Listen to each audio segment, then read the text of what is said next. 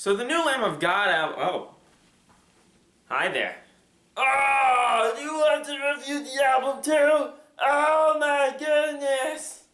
Oh.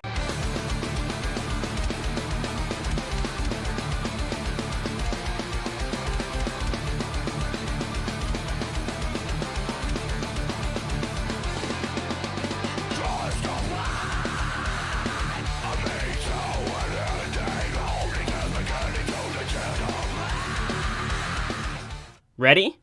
3, 2, 1, go! So Lamb of God's seventh, very interestingly named album is more than a seventh interestingly named album from one of groove metal's most important bands. No, there's a story behind this album, and the story is very, very important to what this album represents, both as an album of Lamb of God's library, and then also what it intends to do, and then whether it succeeds or fails in doing that. And this story traces back all the way to 2010, where a fan jumped up on stage during a concert, and Randy Blythe, lead vocalist, was either startled or intimidated or whatever, and pushed him off the stage. Eventually, he suffered from head trauma and other damage, and then eventually died.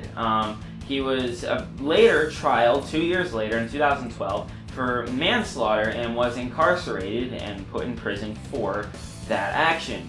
And this album necessarily isn't really about guilt or regret or even saying, oh, I didn't do it. It isn't any of those things. It's just about the experience of being in prison for so long. He got out of prison in early 2014, and at the time he said he was taking a long break from Lamb of God, but he had written lyrics in prison about his experience there, and that eventually became this new record. And this new record, while lyrically is fantastic in many different ways, it's actually the tone of the album that I feel is where it succeeds most. This is not a traditional groove metal album from Lamb of God. It is a blackened groove metal album, and it's very dark in tone. And I guess that makes sense. It's blackened, but it's very dark tonally, and it had to do that to talk about the dreary tone of what it is to, I guess, be isolated in that environment for so long.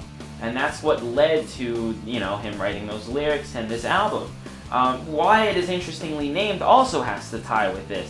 A lot of black metal albums, instead of being named with traditional English lyrics, are written in other sort of things. The most common band I can think of that does this the most is Gorgoroth. So a lot of the inspiration here is a lot darker, and I wonder whether Lamb of God will take this direction and continue it, or whether this is a one-time thing. And I'm very interested in what comes in the future, especially given that this album is much more of a heartfelt project from its creators. And it succeeds very, very wholeheartedly. There's a lot of tracks I like. 512 is my personal favorite. But it's an overwhelming success. So there you go.